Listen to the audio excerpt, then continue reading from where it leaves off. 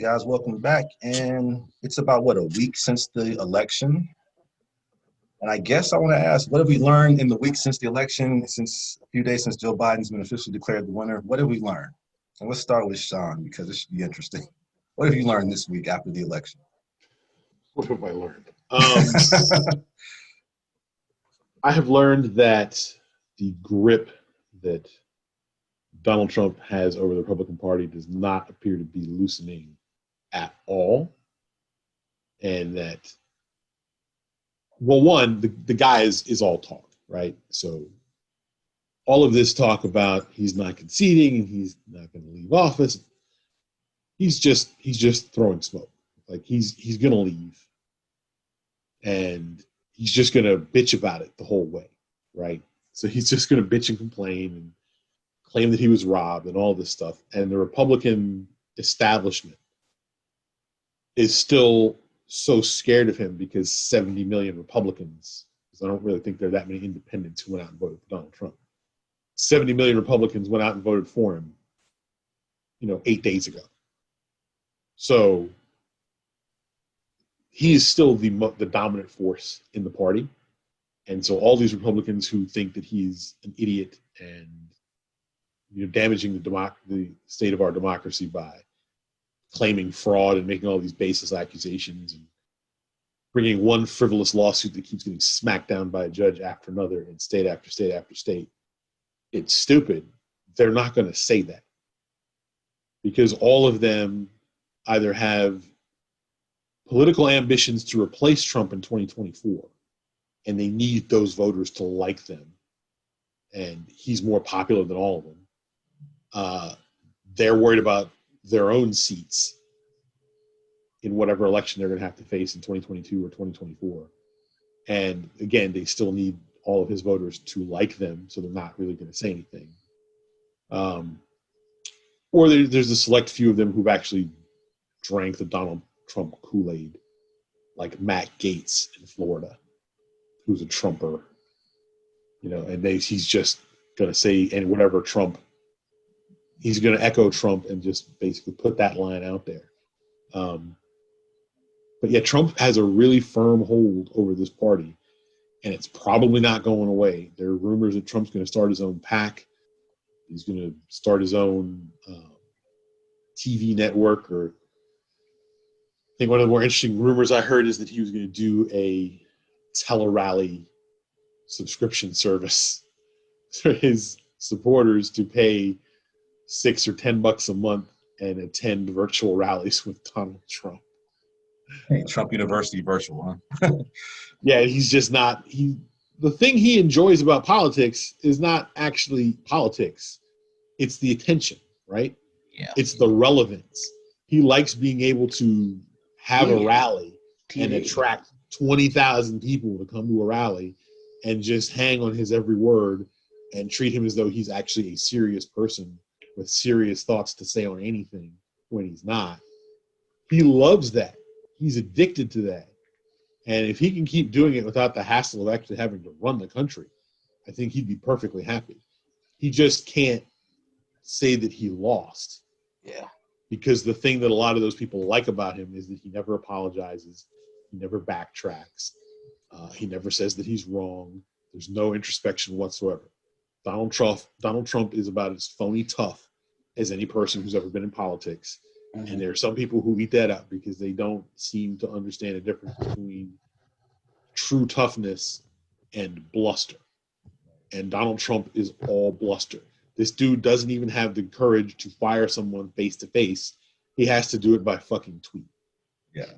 Right? So he can't fight. He doesn't have the balls to have someone come and stand in front of him and tell them that they're fired, like he did on a TV show, which he could do because it was a TV show. Right. But in real life, he doesn't have the balls to do that, so he's got to fire people by tweet. Yeah. And this party is, I don't know what's going to happen to the Republican Party. I kind of hope it crumbles. It won't. But it probably won't. Yeah.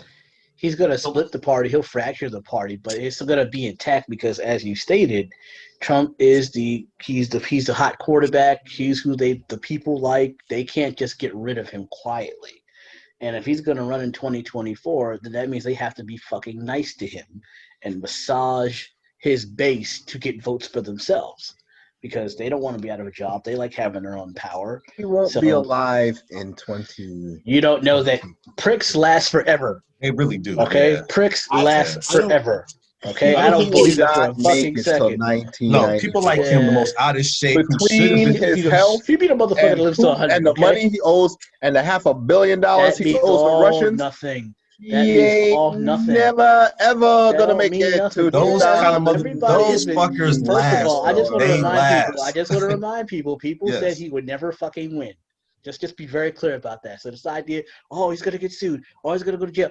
Yeah, I've heard that shit before, and it didn't happen. And everybody thought No. he couldn't win. I'm not Everybody saying thought, anything. I'm not saying wait, anything wait, about. wait. I'm not saying Everybody anything thought- about the legal everybody stuff. thought he could beat I'm it. saying about his fat ass health and And he'll be the one again. That McDonald's And- is keeping him alive. He'll probably and- live to be 108 by the time he fucking dies over. all those without telling preservatives. He's a That's right, walking they're preserving cadaver. him. They're preserving him. That's right. He's a lich king. Right. He's No, eating the preservatives. They're preserving him. All his diseases are probably like in perfect fucking balance inside Listen, his body. Putin is resigning. Putin No, wants he's his not. $500 million. He's not. He's not resigning. Putin, quote unquote, has Parkinson's disease. Putin He's is gonna not park resigning. his foot in Trump's ass He's not going to resign because he lost. That's I bullshit. think He's not resigning. I don't think I Trump's don't going believe to die because cockroaches can survive a nuclear war. Right. So Yeah. Trump is a cockroach. Right. Right. That's what he does. And He survives. cockroaches live forever, don't they? Like they should I be don't- the ones that die, but they survive. right. They You right. show me. You saw what Tony Montana did to cockroaches. He's out of here. The base will prop up Trump like Darth Vader. They'll plug his ass up in so many machines. They'll put him on stage. They'll try like the emperor kept coming back, right? Look, They honestly, I brought don't back think Palpatine so. with no fucking explanation. Look. They'll bring back fucking Trump with the same shit. No I don't explanation. think- He's just there. I don't think Trump will die, but I think the odds are much better that he is serving out a plea agreement with the state of New York than he runs for re-election in 2024. He'll just I think by 22.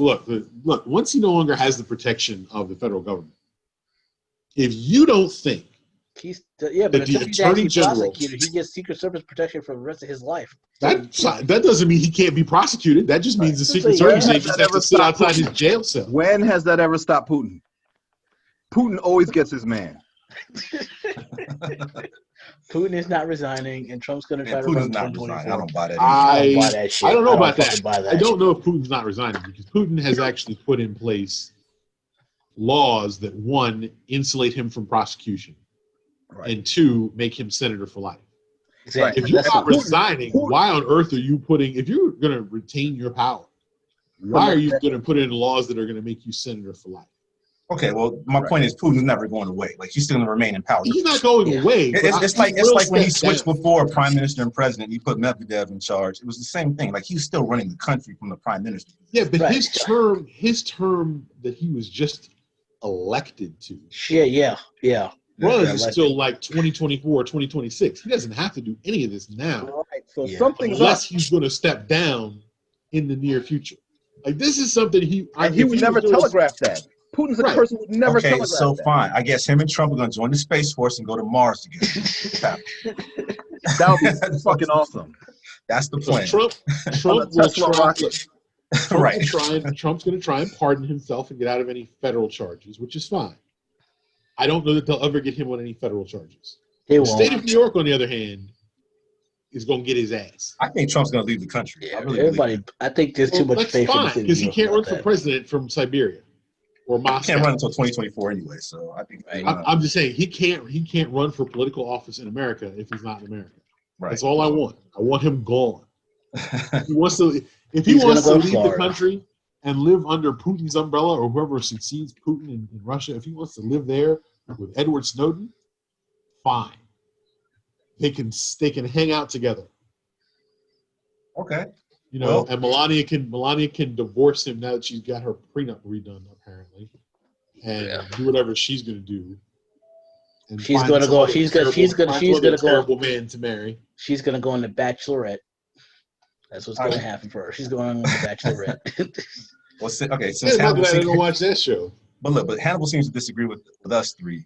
So he thinks Trump's not going to be around in 2024. But let's ask Hannibal, what do you think is going to happen within the next like 2 months, 3 months? This supposed transition, which has kind of been railroaded right now. So what do you think is going to happen?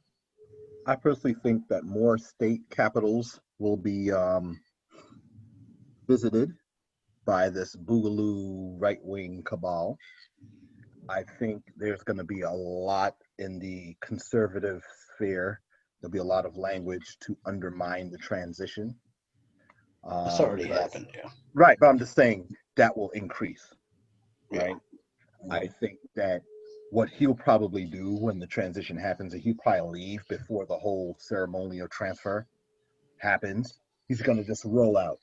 He's going to be a real nigga knocking shit over as he's leaving. Right. He'll be like Dave Chappelle in that skit where he gets Oprah pregnant and he's pulling down bookcases on people and taking over trash cans. I mean, you already got and Michael Cohen did say that he expects him to go to Mar-a-Lago before Christmas and never come back to Washington after that. Yeah, he's fine. He's never coming back. He can hang out there. What he'll probably do is wait till Biden has all his 46 cleaned up and then I quit. think all those things that Sean said is likely gonna happen. He's gonna start a pack, and he's basically gonna do a reverse Robin Hood campaign where he's just going to attack the state from the sidelines, like he did Obama. Yeah. For his whole second term. Just basically functioning, raising money and functioning to undermine. People are not going to fund. People with the money know that he has no chance in hell of reversing. Trump lost. Mm-hmm. That's why he can't get funding to fight these cases. People like you fucking lost this. We're not throwing money away for the sake of throwing money away. You don't throw good money after bed. Right. So what they will do, they will fund his post-loss shenanigans. Yeah. And really, we're going to have to deal with that shit for the next 4 years. Yeah, the Trumpers are not going to accept the Biden presidency. They're not going to accept it. No.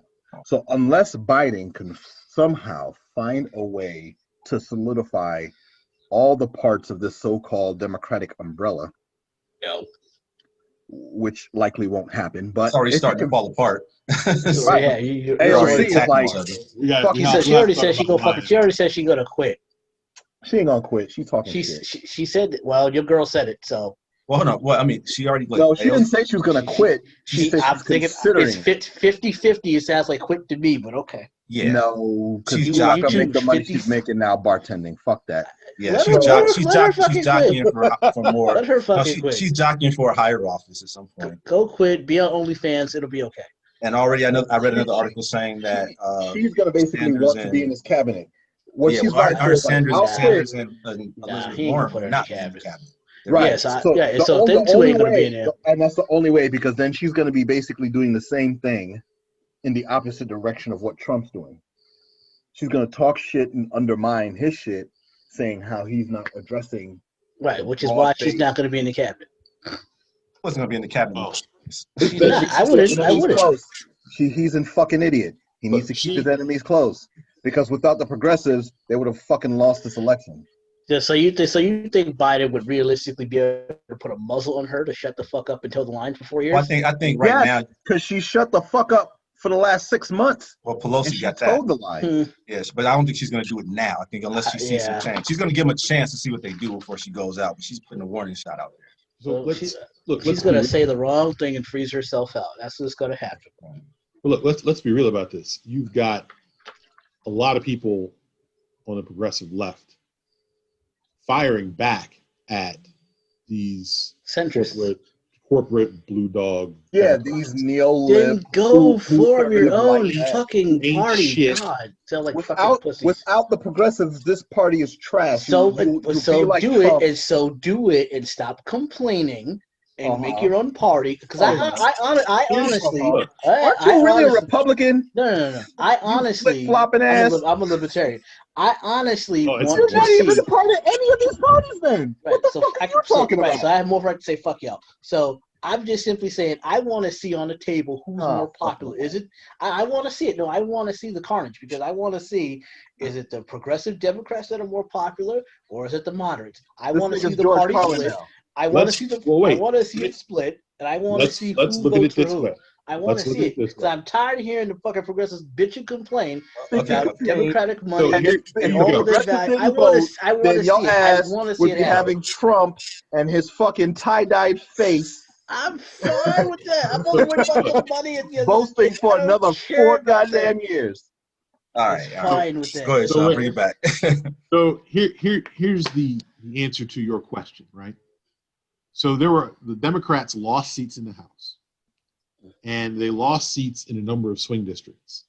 The interesting thing is, every single Democrat in a swing district who embraced Medicare for all and the Green Mhm. New Deal won. Speak on it.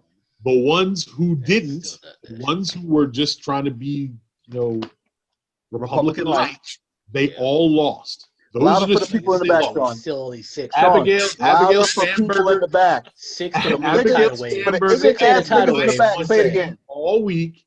Abigail Spanberger has been whining on TV all week that the Democrats should never use the word socialist and all this and that because she's one of these Yeah. corporate blue dog Democrats. Sure she I is. saw a chart on Twitter that Yeah. basically showed the relative positions of Democrats and the number of votes they got. And the further to the left you were, the more votes you got, even in swing districts, right? Katie Porter, who won a tough district in California, was reelected with a significantly higher share of the votes than Abigail Spanberger, who's a corporate Democrat. That's all So- fantastic. Except the Democrats still complain and whine. So it's like, okay, fine.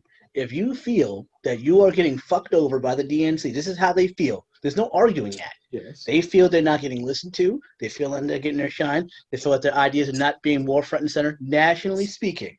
So if that is the case and you are that unhappy, then fuck trying to change and get rid of the big blue dog Democrat, big corporate, because you're not going to get rid of these motherfuckers overnight. So why You don't have fuck to get rid of around? them.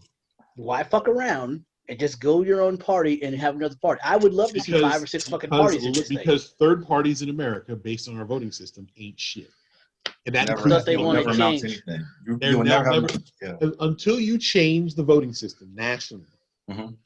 ranked choice voting or something similar, Be fine where with that. you can get people who can vote for a third party and not throw their vote away, you will never, ever have a decent third party in America.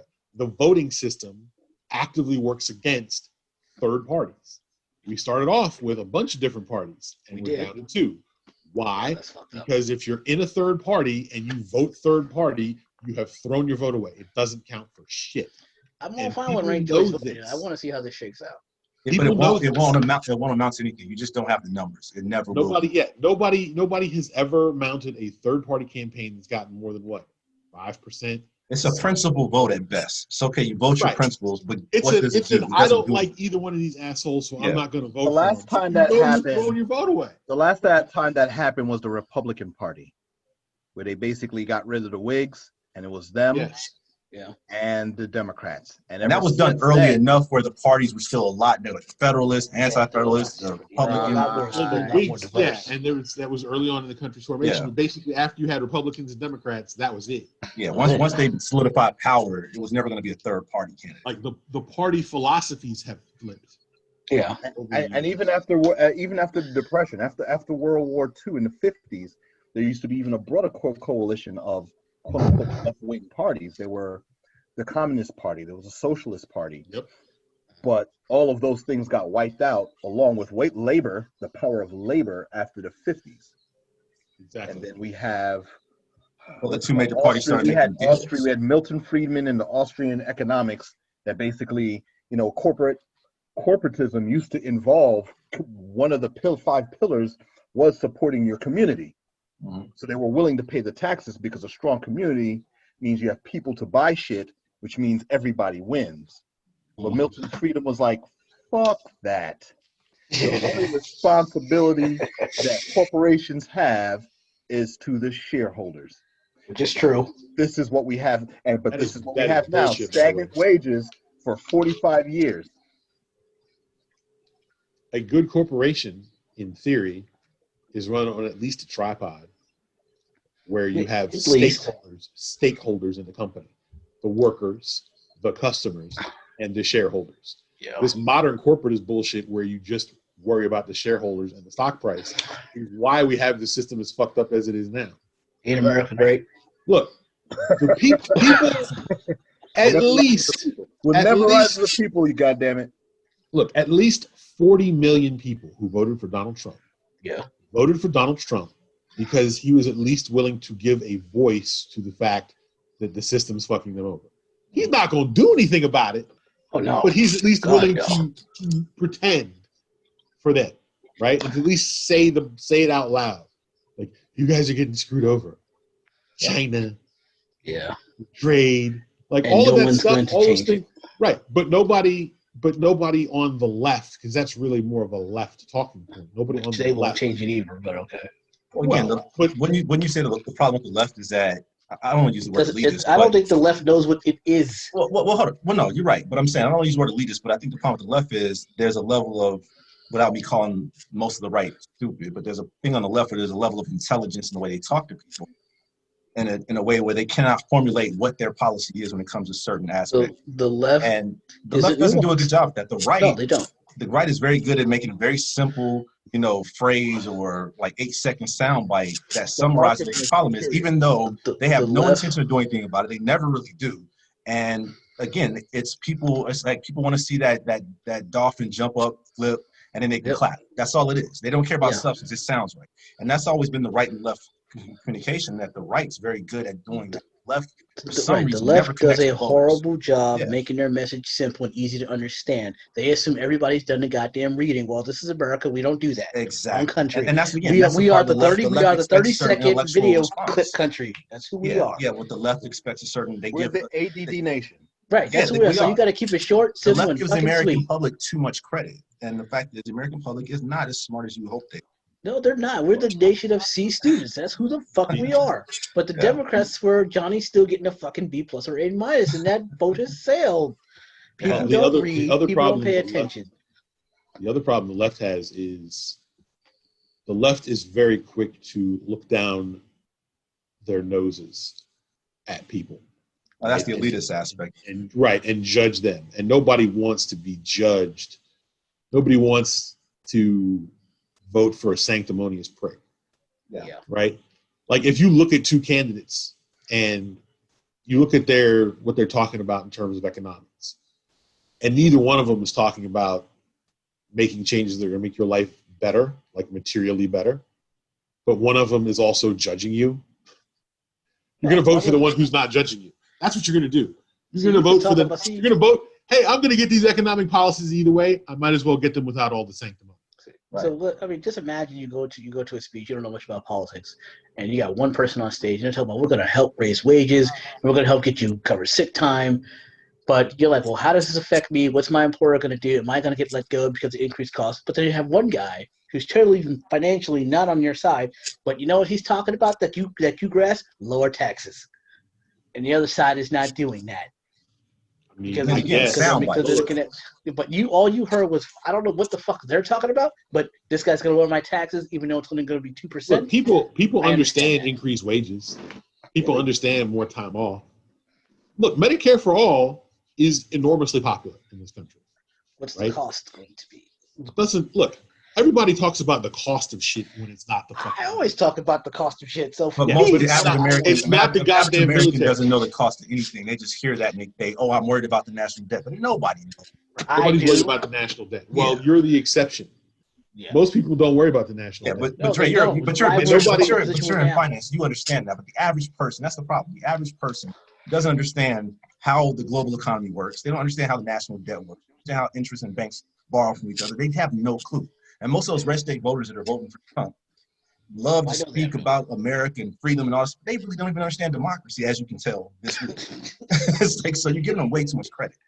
Well, there's also the fact that when the Pentagon says they need a new jet, and it's going to be a $1.5 trillion program for the jet, nobody bats a fucking eye.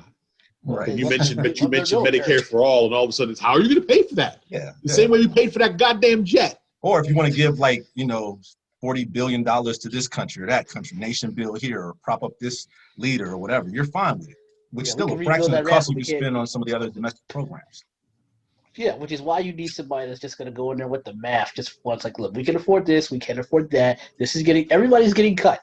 I'm But fine with that. messaging, but messaging is Medicare- key. And don't you understand? Even before Medicare for all, and that's the thing about the Democratic Party. Going back to why they can't communicate, the Democratic Party's umbrella is made up of so many different types of voters, and we're talking about progressive versus centrist or whatever. But at the end of the day, if you look at a lot of centrists, you look at a lot of independent voters or people that you need to help you out in those southern red states or purple states, yeah, the defund the police, that very statement is enough to scare white women in the suburbs. Oh my God, we'll have no police.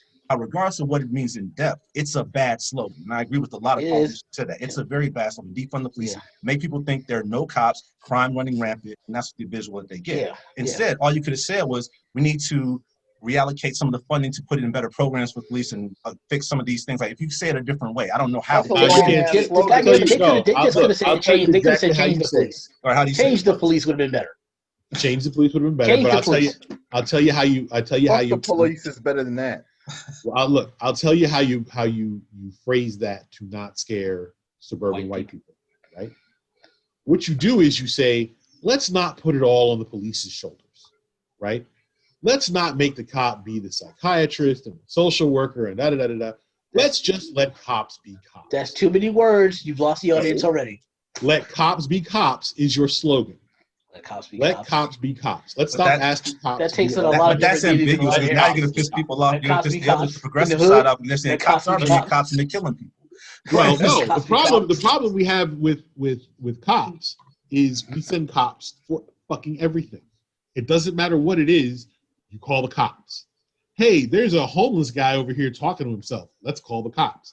We don't need cops. We need fucking psychiatrists and social Well, workers. it depends on well, we also need to look at. Is some he things of walking around with a gun talking to How himself? about, I mean, Right. I Nine- think reform the police or reform policing is probably better. Yeah, but like Because that way 911 you're not was trying to get rid of, you're not trying to defund. You're saying, look, there's a problem. We need to reform how that, reform the police is. You need something simple. You need something like they say, 8 seconds. That's you it. really need a policy with 911 as to what people can not only call for, but how you're going to respond to that call. Well, because there's a black guy outside outside the store. What's he doing? He's looking in the window. But what's he doing? He's suspicious. Well, he's looking at the window. Well, he's suspicious. Well, what makes him suspicious, ma'am? Well, like that, it fucking needs to be like a customer service mentality in some of these calls, because it's like if you don't see an actual fucking crime, like that's a non-call. It's just we're just hanging the fuck up.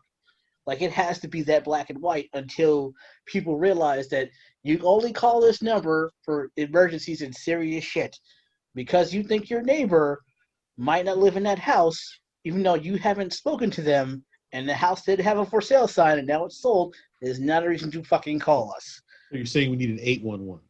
811, 912. I don't give a fuck what the number is. So you have an Just 811 for like non- just general Karens. shit. Karens call And all your- 811. Right, and and all everybody else your, call and all your 911. representatives have to be black. That way they can tell you whether your call is bullshit. or Like I not. said, we'll say Karens go 811. Everyone else 911. That's it. 811 means we have a non-emergency situation that we'd like somebody to look into. A white person's Figure out uncomfortable. who's They saying call 811. Yeah, like the black kids. if somebody is shot and bleeding on the sidewalk or having a heart attack. Right, yes, you call. Call 911. Right.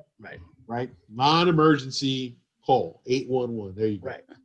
Like you have a black kid playing his music loud in his car. Okay, the first question I ask is, well, who's he playing? You say Biggie Smalls. I tell him to turn it up. If it's a mumble rapper, absolutely call the police. Absolutely call the police. That is a national emergency.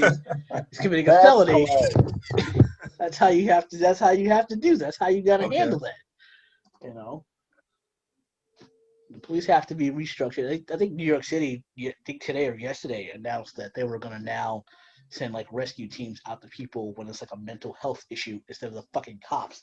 Yes, exactly. And again, that falls under reform. But that's a good thing. That falls under reform the police. And again, we're talking about a slogan that doesn't scare suburban white America of independents and women who might vote for Democrats right when the election.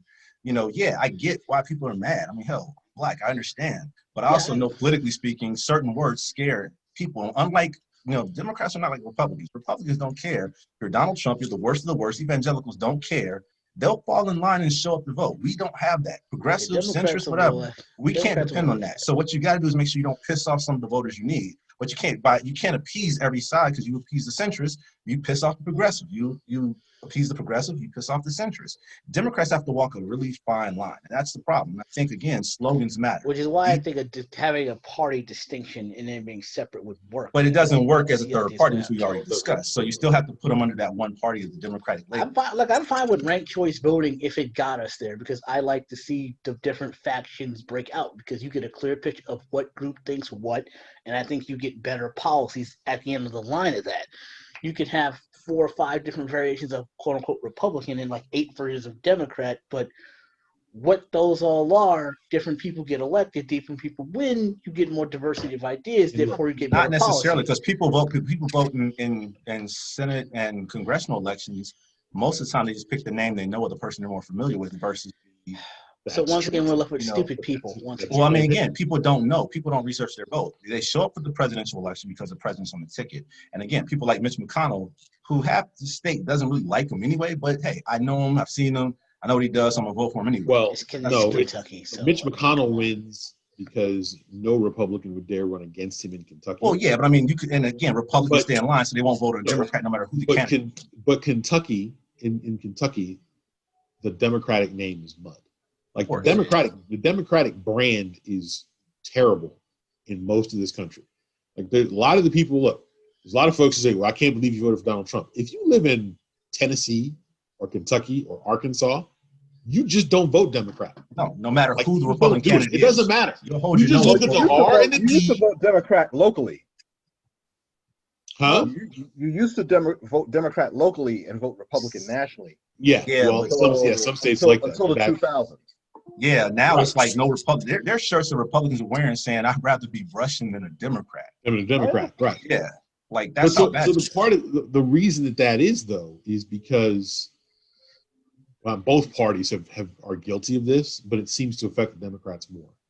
Both parties have spent a lot more time talking about cultural issues, right? Yeah.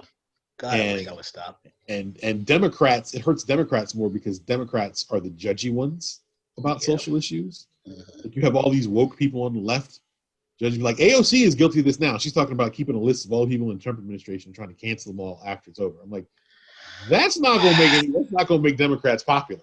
No, that's going to make the party's problems worse. Why? Yeah. 2 reasons. 1, people don't want to be judged for having an opinion that's different than yours. That's the first thing.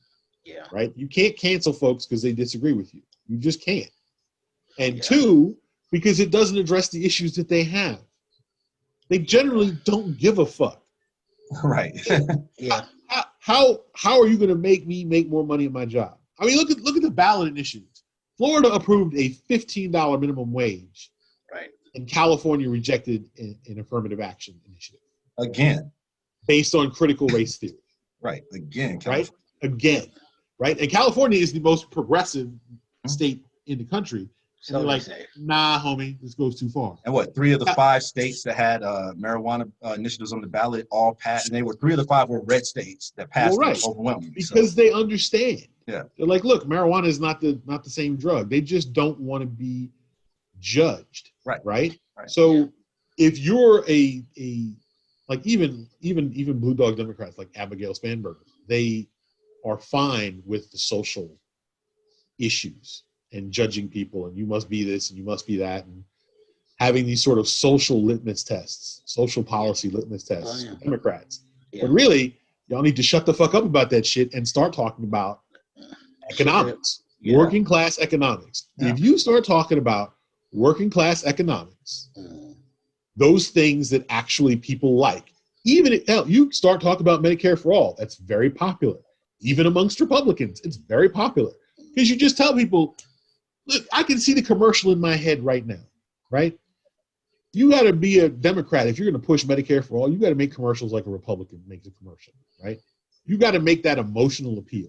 Yes, you got to have a mother and a daughter sitting in a hospital, right? Waiting outside. A white mother and daughter. Right, a white mother and daughter sitting in the hospital, waiting outside the room, and the doctor comes out and says, I'm sorry, but we're going to have to put your husband on a ventilator. And then the mother looks at the daughter and goes, we can't afford that. Our health insurance isn't going to cover it. We're going to lose the house. We're going to lose the car. We're going to lose everything. And then you have some message that comes in under a Medicare for All plan. This will never happen to you. Right. You will just get treated. You will not get a bill.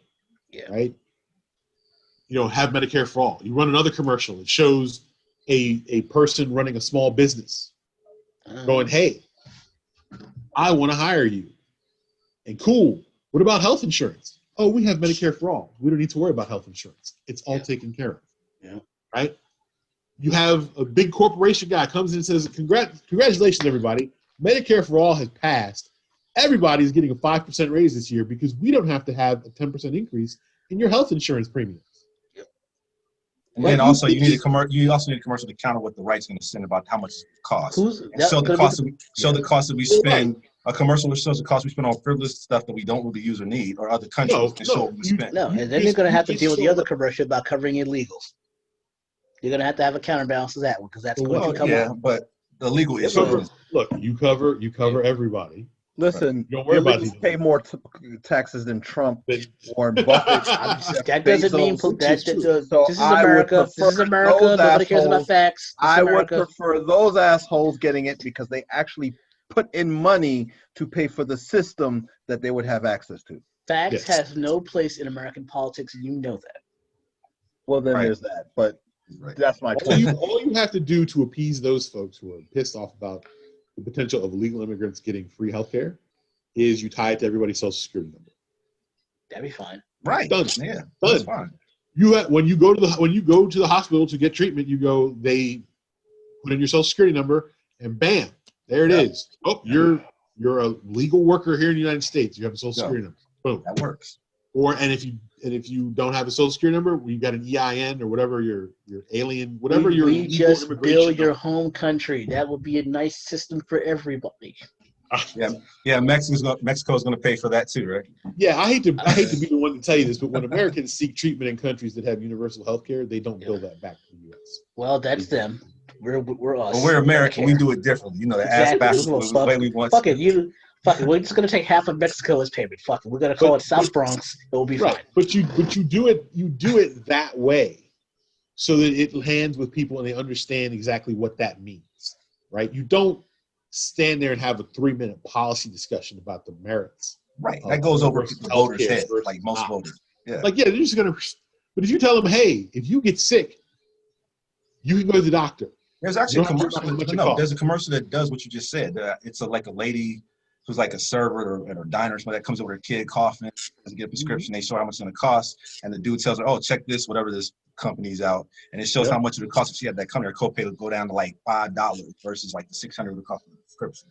Yeah. So those kind of commercials do work. You know, if you just send it to the right. Yeah. And if somebody asks you, well, what about how much it costs? Well, in 2018. We paid $3.5 trillion for healthcare. Mm-hmm. Medicare for All was evaluated by a conservative group to cost $32 trillion over 10 years, which is $3.2 trillion a year. Okay. So it would be $300 billion a year cheaper to cover absolutely everyone. And that's what we are paying now. And that's fun, but on top of that, they need to reduce other fucking liabilities too. We are tired of seeing the country being the country that always owes every goddamn thing. Every country owes something. I know that, but we especially need to get out of the debt that we have. What we're approaching it is prettier. But no one in that fucking room, Democrats and Republicans, ever wants to cut popular shit like healthcare or fucking Social Security. Doesn't matter or the defense budget. Everybody's in debt. Social Security pays for itself, so why would?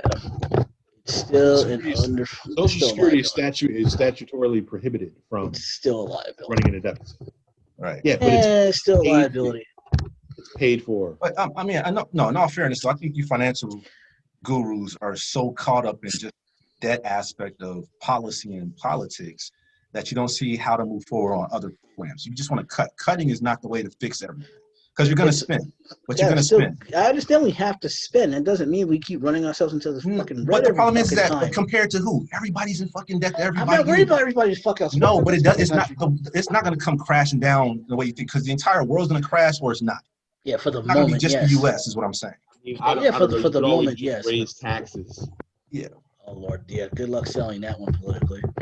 I'm just saying. Those budgets aren't going to happen. If motherfuckers were so worried about they were actually worried about the debt, they would raise taxes. because not work. there are two ways to balance. You can do both. I'd be fine with doing both. Or you can spend Create a less whole money. now look, unless you create a whole nother industry, like for real, there's a true green industry and new technology, and you put a lot of people to work.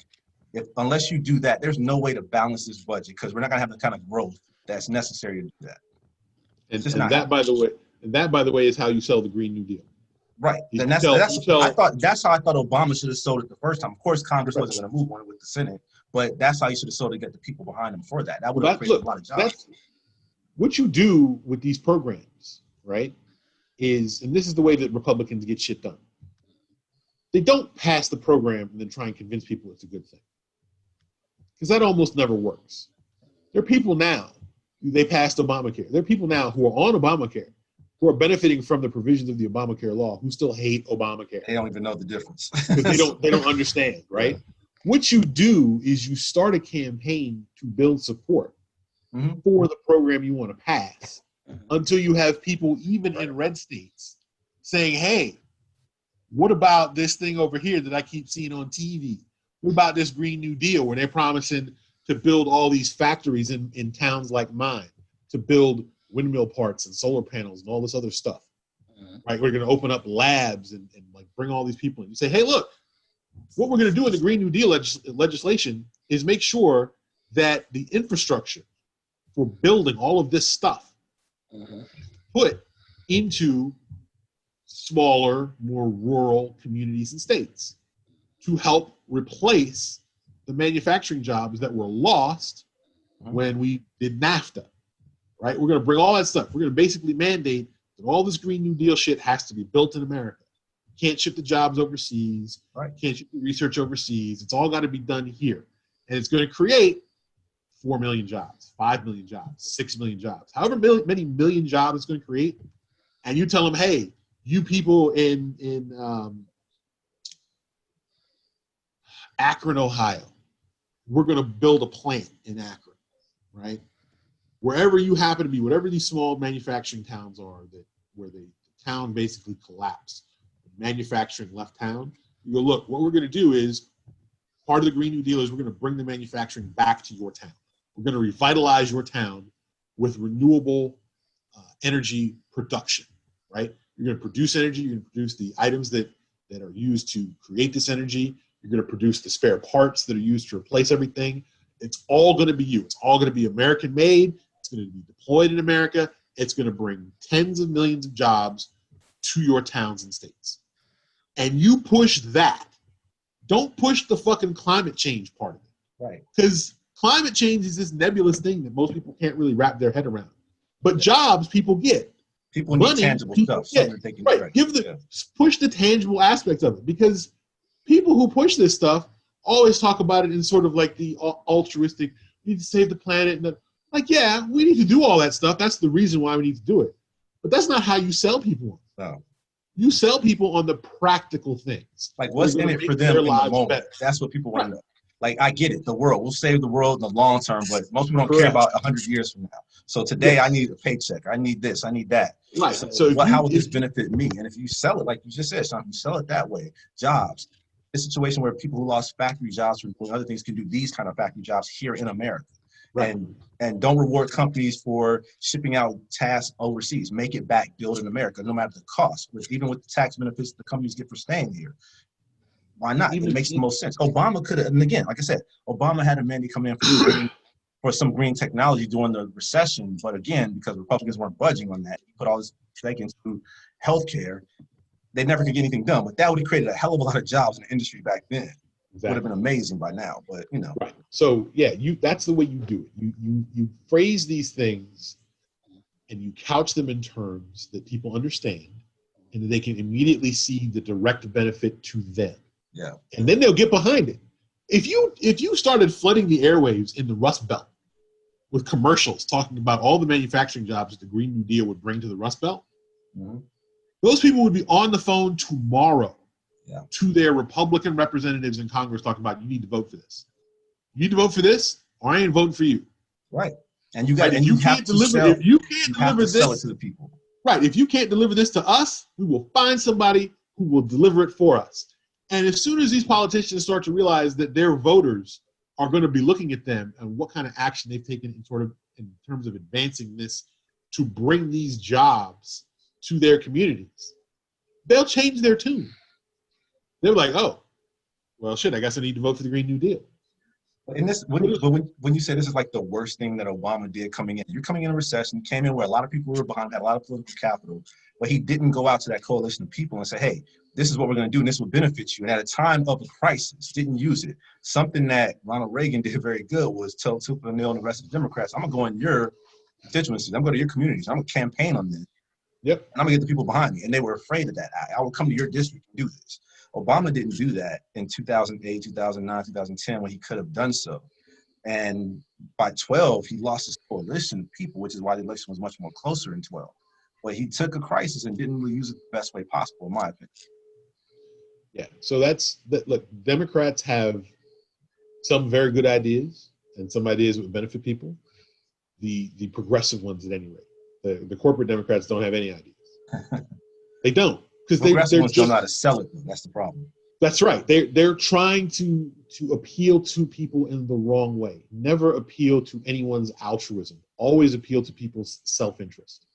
Self-interest is what gets people motivated to get things done. Okay. Altruism, It's bullshit. maybe. Yeah, it's bullshit. Like you can virtue signal, but if you aren't, look, if you're the kind of person who wants to virtue signal, you're already the kind of person who's for this stuff anyway, right? Yeah. People who don't give a fuck about virtue signaling aren't going to be for this, and they're not going to be for this because it makes them feel better, right? You got to give them a tangible benefit. Look, we're going to revitalize your town, right? Your town. Like you can literally look on a map and you can look at the towns in the Midwest that got crushed and destroyed when the manufacturing base up and left, and you can just basically go to those towns and to those states and go, look, this is what I want to do. That's what Joe Biden should do. In all honesty, he should go to the middle of the country, the red states, and say, hey, this factory's closed. I could open this back up with this kind of stuff right now. Correct. But because your senator doesn't want to see this or your representative doesn't, talk to him, call him up, complain. Yep. We can get jobs back here now. This benefits everybody. Because Mitch McConnell and the Republican-controlled Senate won't give us a vote on a bill that would bring jobs to your town, you don't have more jobs in your town. You don't have access to the billions of dollars that we're looking to spend to revitalize your town. Yeah. Right? We're going to subsidize the construction. We're going to get the jobs here. You're going to have jobs building the factories. You're going to have jobs running the factories. You're going to have jobs. You're going to have all the ancillary jobs that come from having a big manufacturing factory here, like all the small mom and pop stores that closed. We got a provision in the bill for that to bring not Amazon and Walmart and all that shit. We're not giving them any money. No. As a matter of fact, we're going to tax them more. We're going to take the money or tax them completely at all, like Amazon, make them pay taxes. Yeah, we're actually going to raise the taxes on people like Amazon and Walmart. What we're going to do is we're going to take that money and we're going to use it to help people here start small businesses to benefit from this new manufacturing money that's going to be flowing into the town. Like that's what we're going to do. We're going to rebuild your community from the ground up. And Biden needs to tell them, and Biden needs to tell people that, look, it's not, I can't make Mitch McConnell or the Republican senators do anything. You can because you are the constituents. You have to force that happen. Right. You give too much power to the presidency, to the office, and they're like king and can do anything. People forgot the way you make democracy move is the people. Enough people can push congressional members to make a vote. That's easy. Make them vote. If enough people are behind you. You call it the energy revolution, whatever you want to call it. But you say, look, this is what we're going to do. We're going to help you. Like we understand that you were destroyed by NAFTA, and we're going to do that. And we're going to try and renegotiate some of these trade agreements, and we're going to take away the tax subsidies that these companies are getting. For jobs overseas. We're actually going to have to start making them have to pay a tax penalty. And go give speech, look, and make it visual. Like Biden can go and give speeches on defunct factory sites in like Nebraska and wherever the hell else, Wyoming and all these other red states, and be like, look, there's 8,000 empty factories in Detroit. Right, I know that, but I want to talk about red states. The reason why you got to get the Republicans moved. Pick red states. Nobody cares about out-of-job niggas in Detroit. So that's not going to be a good sit there behind the factory and say, you see this factory? I can open this right now. Mitch McConnell, give it a vote. Mitch McConnell, give it a vote. Go to Youngstown, Ohio. Yes, Ohio, Yeah. definitely. right? Go to Louisville, Kentucky, McConnell's hometown. Round up all the out of work factory workers and say, see, Kentucky, I can help Tennessee, you. Indiana, I think wherever, it's Ohio. more Knoxville than Louisville. Yeah. Louisville's already heavily Democratic. Knoxville you can go to. But go to every place possible and then make it Or about that's Tennessee. McConnell and do it. I guarantee you make but you have to make the visual. You have to show people what they're like. While you're giving that speech in front of that closed factory, give them an idea of what it's like. What can happen if I have this vote? Listen, it's not on me. I need your help too. It's a coalition of all of us. Bring this together. Make them recognize it's about America. This factory here, like do that. Make it visual every day. Go out there until the bad publicity comes so far to the Republicans, they're gonna have no choice but to come up for a vote. Look, like I've been saying, the most underserved group in America in terms of political representation are the people who are economically liberal and culturally conservative. Yeah. Right? They can't come over to the economically liberal side because the culturally liberal people are all looking down their noses and judging them and saying you're not fucking welcome. We know you agree with us on economic policy, but we really can't stand the fact that you don't agree with us on the culture thing, so you need to go away. And so they're kind of stuck. They don't really like the economic policies of the rank and file Republican. Mm-hmm. But the rank and file Republican doesn't talk about their double wide trailer.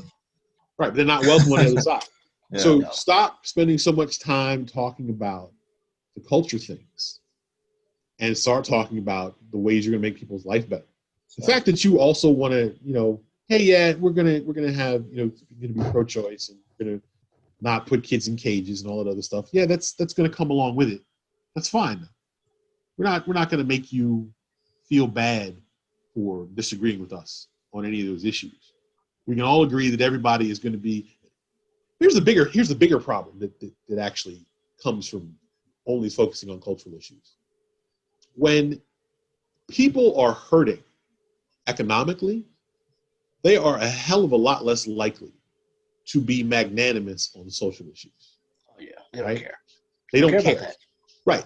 So if you help people economically, it furthers your goal of more social equality. Because if you are taken care of economically, you're a lot less likely to look at everybody else and go, I don't give a fuck about those people. Well, nobody has time to worry about abortion when they can't worry about fucking eating. Okay, well, I think Bill Clinton proved that. Bill Clinton had, the economy was decent under Bill Clinton, so nobody gave a crap about what he did in the Oval Office with an intern.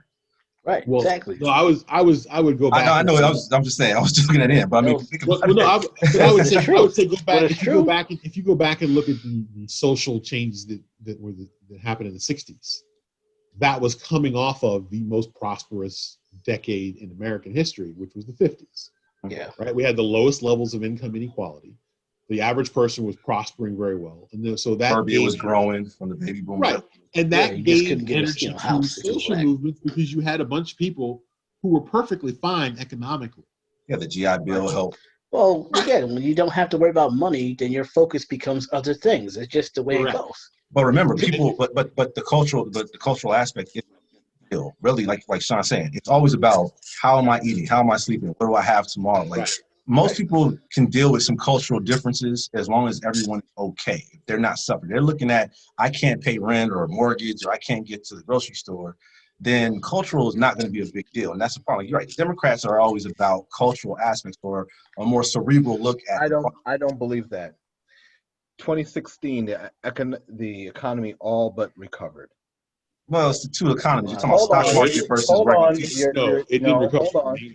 It's all but recovered, except for Black people, where our net value, particularly in terms of home ownership and the value of our own, has not recovered since before the 2008 recession. No, now, along those lines, go ahead, Sean. What were you saying? I was going to say it recovered based on the fucked up state the country was in 2007, 2008. Not. That's what I said. All but I didn't say perfectly recovered. I'm saying, but it all but recovered. I mean, the trend was there, right? So, particularly for non-people of color, it all but recovered, right? So when we say these things about people are hungry and people can't feed, the people that voted for Trump didn't vote for him because of that. they identified with this guy was saying something that appealed to them, and it wasn't just coal, because the majority of the people who voted for him weren't fucking coal miners or work in the manufacturing sector or work in that type of production environment. The vast majority do not, right? They were tied to the idea of, based on the rhetoric from the Tea Party and affiliates, that there was a segment of society that lost something due to Obama's presidency. We are not being heard. We are not preeminent. We are not predominant in this society anymore. And this is our culture. You know, the last resolutions he made, the last executive orders he made was to basically stop in education the teaching of slavery and diversity initiatives. Why? Because that whole perception of we are losing our identity, we're telling the truth about America's foundations, but it's eroding the perception of Western chauvinism. I'll just call it that. A lot of people identified with that. And anecdotally speaking, when I worked for this organization in Virginia, a lot of the people were from, let's just say they were from the area, right? Mm-hmm. And we would have occasional discussions about, you know, the Trump's candidacy. This was in 2015. And the thing that always stuck with me was one of my colleagues. She said, you know what?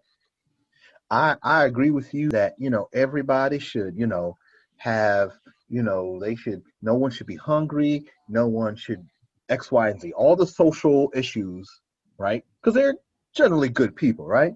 That still won't be racist? That's how the story go in? No. Okay. But thank you for that. But how it ends is, but Trump is saying things that a lot of people resonate with. This does not look like the country I grew up in. Sounds like the racist thing to me, but okay. No, but that's the point, right? That's the point. Mm-hmm. When the issue really surfaces, and it kind of speaks to the thread that we've been on for the past 10 minutes. When the issue of race or quote unquote culture really pops up, you know, it's usually nobody wants to talk about it, like, you know, race, religion, and politics. Nobody really wants to talk about it, and everybody kind of gets along and goes along.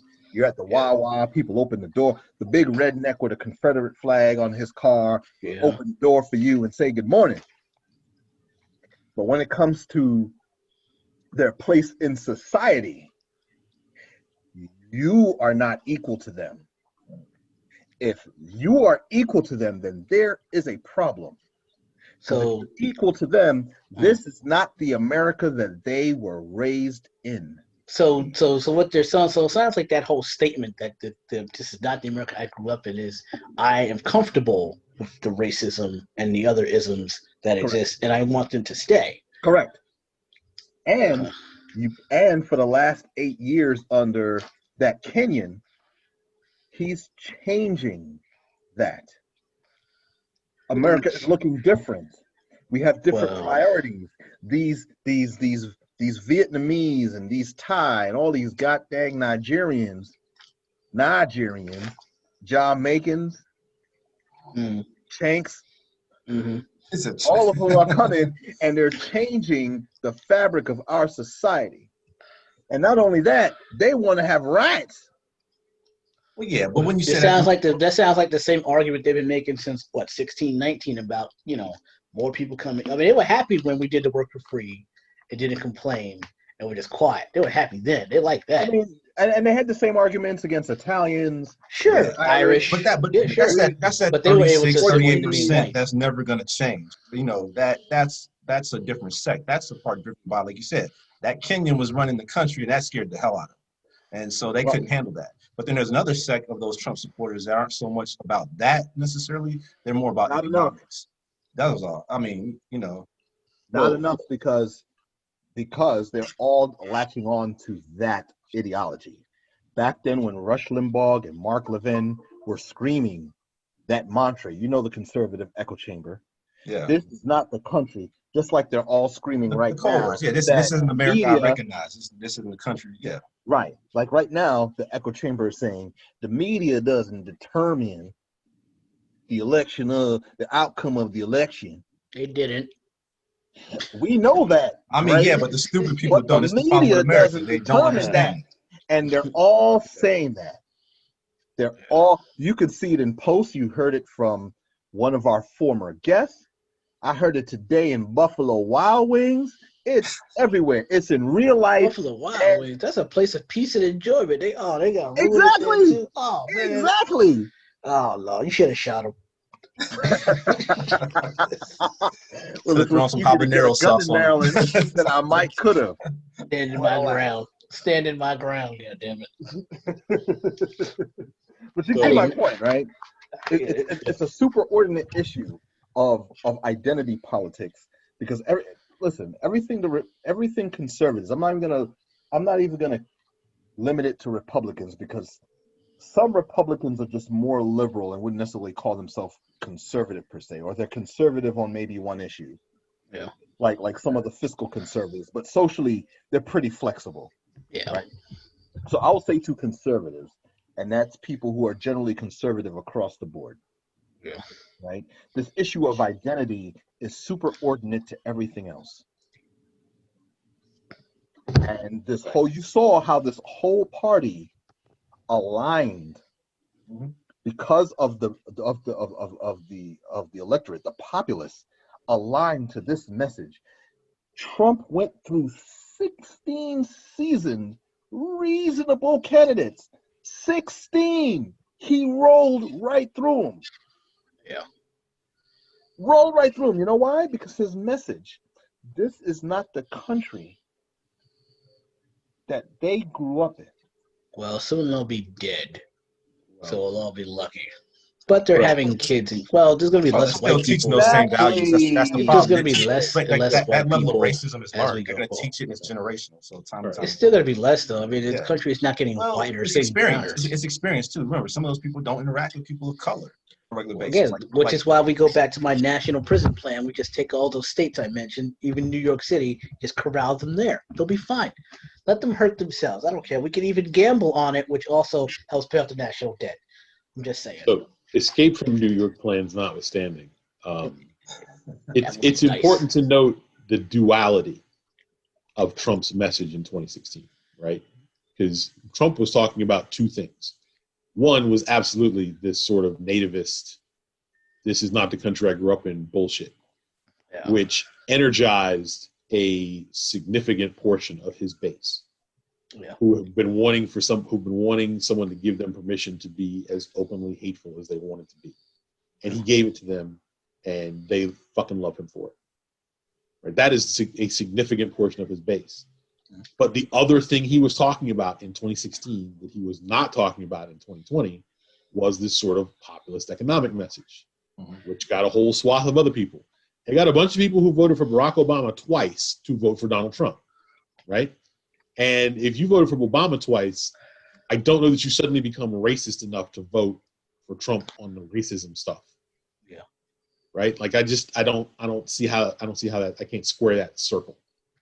But if we look at the exit polls in the 2020 election, a lot of people who voted for Trump based on the economy. Yeah. Because Trump is saying, I want to reopen the economy, I want to get everything back running, and people actually wanted that particular message, right? So there's a significant number of people who voted for Trump because he was talking about opening the economy back up, and that's what they wanted. They're sick of being on lockdown. They're sick of the economy sucking. They're sick of maybe not having jobs, and they want everything to go back to normal, even if that means a lot of people got it. Well, unfortunately, right, you're right. And unfortunately, they don't realize that it's a two-step process. Like, you can't have everything reopened without addressing the actual thing that closed everything down in the first place. But they don't care about that. They hear, oh, it's going to reopen. That's all I want. Well, they don't realize that you can't do one without the other. Right. It's all about reopening. You got to conquer the pandemic to reopen the economy. I mean, as you see now, states are starting to close back down because they have. Right. So Yes. you're still not going to have your job if you don't handle the Well, virus. that's more the people, though. I mean, come on. You have a president who's giving misinformation. Yes. You Well, the have amount of people that policies actually that believe that yeah, misinformation because it came from one man. They don't care true. what everything else is saying. True. Correct. You have that. With You know, talks of but even during the lockdowns period, when people were more, I'm going to say, receptive to the idea of the shutdowns, all they saw was themselves, their friends, their families, their fucking jobs. And you told them to stay home for 2 fucking months, 6 weeks to 2 months, and now they don't fucking care. I don't think Biden or anyone else is, frankly, putting that genie back in the bottle, which is even now when I look at the restrictions now, but this has got close to 10 o'clock and all that type of shit. Yeah, because you're not going to get a full lockdown again. That's Oh, not going to never. happen. No, mess that up. You know, Mess that up. if you think rioting is bad now, go ahead and try a full lockdown now. You can't even get a national Well, we can't do a national mandate on masks because every state's different. But you it's can't. right. Every state's going to be different. I'm just saying, The but trying problem to is that you force can't that. even get a consensus around that. So there's Right. no way in hell you're going to lock down the entire country. Yeah, it's still because that ties back to how Americans are hardwired to be individuals more than collective. That's just what America is, which is fine. But I wish Biden the best of luck with that.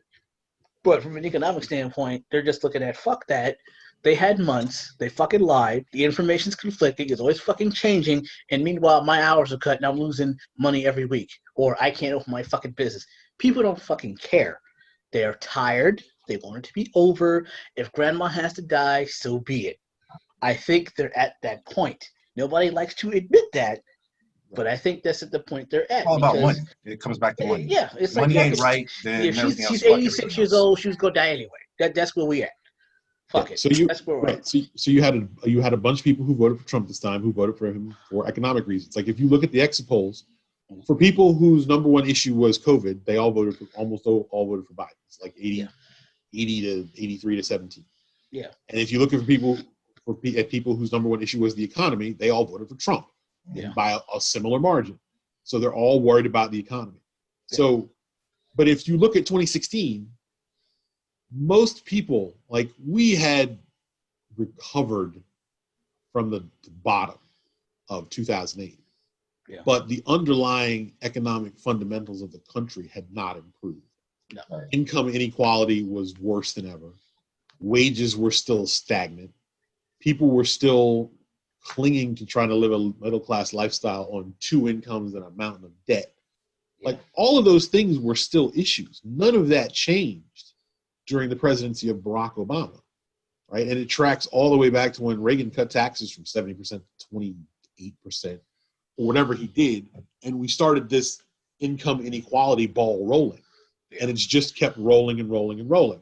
Mm-hmm. And nobody in either party has been talking about the fact that we now have massive levels of income inequality, where you have 50 people who have as much wealth as 160 million Americans. Like, that's ridiculous. And nobody talks about it. Trump talked about it, which was just insane. Because he's one of those people who's got all that money, supposedly, right? And you're going to trust that guy trust that guy to fuck up the system that basically made him who he is? Why would you vote for a billionaire? It goes back to the stupidity of the American voter. I mean, but he was at least talking about it. Yeah, he talked about it, and talking about blowing it up, and I'm an outsider. That's what he had going for. And people voted for Trump in 2016 as much to give a middle finger to both parties as they did. It was a protest, for the racism, right? Look, don't get me wrong. There's a lot of racism in Trump's campaigns, and there's a lot of people who either enjoyed the racism or didn't mind the racism. Yep. But there's Stephen Miller, right. But there's just as many people who voted for Trump for economic reasons. Yeah. And now we crucify those people because they voted for Trump, period. Mm-hmm. Whatever their reasons were. Mm-hmm. But if we don't learn the lesson that you have to help people address the economic pain that they are feeling, then all of these social issues are going to get worse. And both parties play identity politics because identity politics are great prime emotional movers, right? It gets asses to the polls. It gets people to the polls. It's effective. But it also conveniently distracts people from how they're getting dicked over economically by the system as it is. Of course, you don't want these idiots knowing the fucking truth of how the financial system really works. Are you nuts? Well, exactly. But you also want to be able to distract them from the fact that you're not talking about any issues that will improve their material life from day to All day. right, so You we want got to blame the other side. That's pretty much all you're doing. All right, so Well, you want to blame the other side, and you want to talk about these are terrible people, and then these are terrible people, and so yeah, both sides use identity politics. Trump has used white grievance as a wedge to drive people to the polls like you wouldn't believe. yeah, And yet, you I'd still be have- upset too that they took friends off the air. But White even with grievance. all of that, you still had more Latinos voting for Trump, even after putting Mexican kids in cages. He didn't, They didn't care. Or South American kids in cages. I don't even know if they They were. don't give a fuck about no. He doesn't care about. They don't. It didn't bother care. him. No, it didn't. You had more black people voting for Trump, although I'm not quite sure about that. I'm not quite sure about that number. A lot I'm of not black quite- people voted for Trump. I think has a lot to do with the disgust of the Democratic Party. I mean, Well- I mean, very few black conservatives. Yeah, well, I don't- fiscally I or don't- otherwise. I think a lot of that was, no, fuck Democrats. We ain't got shit. Fuck them. I think a That's, lot of it that's was that. possible. Well, I think though There's that been there's a. lot of- yeah.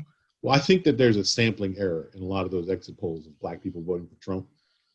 I mean, we'll Because they never did really those know the accurate number. We'll never really know. Well, no, because they did Okay. those, but they did those exit polls on election day, and we know based on the numbers that if you were a Trump voter, you were probably going to go vote on election day. Yeah. So if you're polling black people coming out of the polls on election day, there's a significantly higher chance that they were Trump voters. Yeah. Because Yeah. Democrats were voting by mail. I So think the real number was really close to 30%. Honestly, I really do. no, it wasn't anywhere. Because if it was 30%, Joe Biden would have lost in a landslide. Well, I mean, like collectively, depending on what state we're in, but Nope. I mean, if you're in California, you're black. Let's be real. If you're black and in California, There's if no chance. There's no But you chance. I'm just Smith, simply saying, if you're black, most black people live in blue states, right? Yep. Okay, so if you vote for Trump and you're part of that 30%, you're not. It doesn't gonna fucking matter. Let's be honest about that. I'm in Massachusetts. It does. Eh.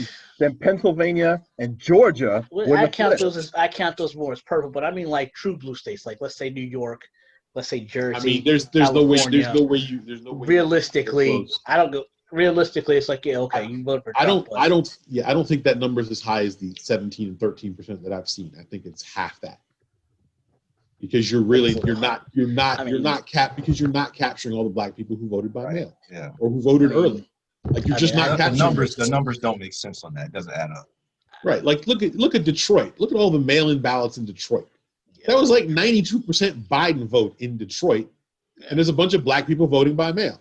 Yeah, it was Who were Detroit, Flint, Lansing, and Grand Rapids. Like for real. Right, Black votes and there. those folks were not captured by any exit polling, so those numbers are not being factored into the quote unquote percent. I think a lot of people when they do exit polls, they will lie. They're not gonna fucking tell you the truthful answer. Did you vote for Trump? No. Yeah, but if you're just kind of Come on. you're just counting mail-in ballots and so forth, which again, those numbers were 60-70% Biden. So Yeah. Right.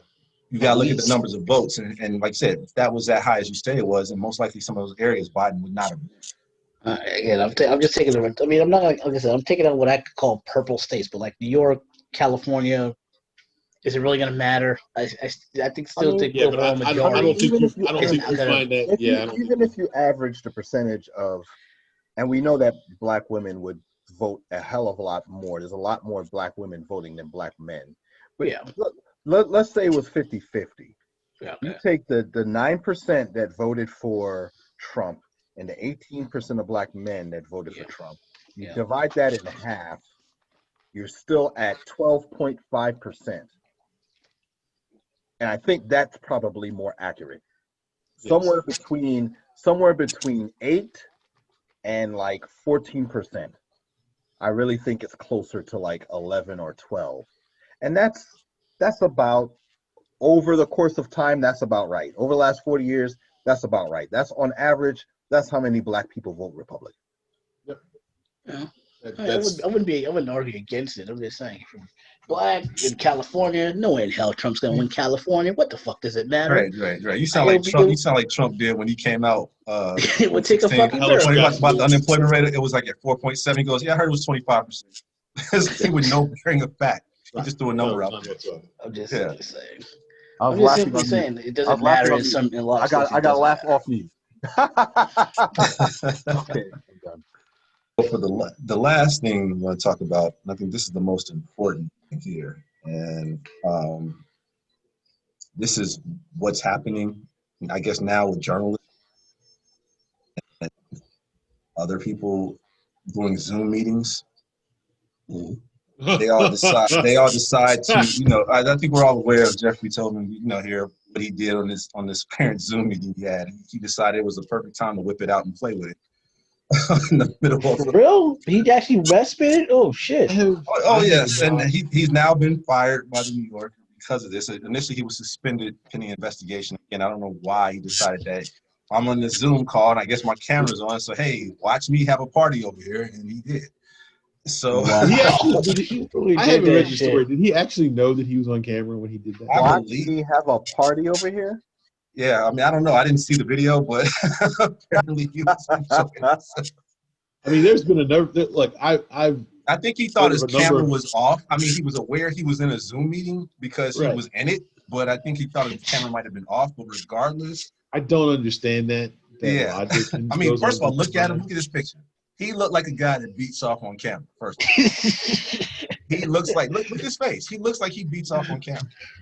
What I'm trying to figure out is how did he not know his camera was not on? I mean, it shows on the screen if you have it there. You could have just went to the I have yet to bathroom, figure dude. that out. You He might have had it minimized and have like Zoom Pornhub up or something. But the point is, I don't know. Maybe it was one of those big Zoom meetings where there's like a bunch of people and you have it in gallery view. okay. Or maybe it wasn't in gallery view because people do that too. And they could have minimized it. He could have minimized the view. I get Look, let me give you folks a tip. If you're in a Zoom meeting, go to gallery view. Don't use the fucking speaker view. No, how about you just fucking go to the bathroom, walk the fuck away? Well, I'm just seriously, saying, like, just step out the meeting. No, because if you have speaker view and it's following the speaker, yeah, you're seeing the person talking and not necessarily seeing yourself. God damn it! So mute the fucking shit and fucking put a band-aid on the camera and walk the fuck away. God damn! Like how? Like he could. I'm like, this is like you dumb. cover up the camera. Right. Like put a Always post. have Put like a this post-it is on the camera or you something. always Just have someone This is like, like this that. is like the And dumb. all This your is like a laptops. dumb criminal. This is like a on dumb all your criminal thing. laptops. You have to cover that fucking thing. Right. Yeah. It's- Snowden. Yeah. but Snowden. even if he came didn't out do and this, said- hold on. Even if he didn't cover the camera, let's just ask the question. You couldn't wait until your meeting was over. No. I mean, you couldn't just wait. He's an was old an man. He probably emergency. gets a hard on like once every 2 years, so he's probably got to take advantage. So So he probably took understand. his pill before the meeting and it kicked in. Probably the goddamn meeting was supposed to be 5 minutes, but then it's been 45 minutes. The wife was ready. Like, God damn it! I thought it was a 4-hour thing after you take the pill. It's good for 4 hours. Well, he might. He He has might, the hours. he might only have a. He only might It's have a ready when 45 you minute. are. Yeah, well, he was ready, and apparently they weren't. God damn! So now This he's is- tubing. This is one of those situations where it's not even. This is not even like a politically correct thing. This is you can't show your dick to people on camera, right? You know, there had to be somebody on the other end going, "This motherfucker masturbate." Nah, I can't. I mean, nah. I saw one video where a guy thought he left the meeting. And dude was all about it. He went and got lotion and tissues and everything, and everybody was trying to shout at him, "Hey, you're still in this meeting. What the hell are you doing?" Like that dude had literally said goodbye and thought he had left. And I'm like, is this what we've become? We've become the nation of Zoom meetings because of COVID, and now because we can't differentiate time between meetings with our companies and organizations and our personal playtime, whatever you want to call it. So now they're intertwining it. So man, this is the problem. I guess soon it's gonna just happen so fucking much. You're like, "Oh, fucking Sarah's on break." You watch it, and then you come back to the meeting. You're like, nothing happened and shit. You congratulate her on her big finish. I mean, You know, be like, "My wife has the same dildo." You know what I mean? Like, just you'll make it a thing. I mean, Don't make it weird. Don't make it weird. I guess my question is, why are you working on the same laptop that you watch? You're right. If why you're on is your that work the same? laptop, how Why are you is able that to, the same? how are you able to access like All those are facts. like what? Or he just has a good memory. He's just pulling up old shit, and he was like, "God damn it, this memory fit me right now." Efficiency. And goddammit. I'm just He's got all his tabs. I can just imagine. Hey, he got all maybe his he can get tabs off set on up. Google Images. He just searches for somebody on a He's Google probably Image. He looks like a guy that's got all his tabs and shit set up to his favorite sites and shit. He might have got a good text. Right. He might have got a good text. Or it was somebody in that Zoom meeting he was just picturing. It was like, yeah. Maybe. I will say there's Stacy from accounting. Sarah from accounting. Sarah from accounting can get the D anytime. The picture on this article is absolutely perfect. Just look at his face. Like he looks like he just finished doing it. I can't believe I got fired on a conference call. I can't believe it. Like, Everybody just walk the fuck away. Just close the. Why did he just close the fucking laptop? Just close the laptop. Because he's watching porn. I don't know. But again, we don't know if he was watching porn, if he was looking at somebody in the meeting, or if he was looking at some Google pictures. Or we don't know what he was doing and what got him to that point. But I would like to know. But we do have it confirmed. He whipped out his dick on camera. That is confirmed. No, that was what happened. Yeah, as far as I think it was. I read one article that not so much whipping it out, he was actually beating off. But to what, we don't know. Sir, that language, sir.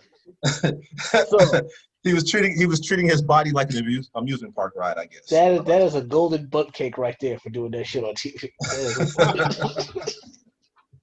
Hey. That's a butt cake with icing. Yes. I don't think there's any potential. Damn. That's just wow. Just take a break. Jeffrey Toobin made election week. I guess that's the distraction we all needed for the day. So I guess we could say he came and went all in the same week, huh? I don't even know you got that far. Sir. Damn. Just wow. I'm just wow. Just get up and leave. Yeah, I think we're gonna leave it there for our post-election week, and next week we'll see what other kind of clusterfuck we can get into, because I think that's it for now. Yeah, niggas going tubing this weekend.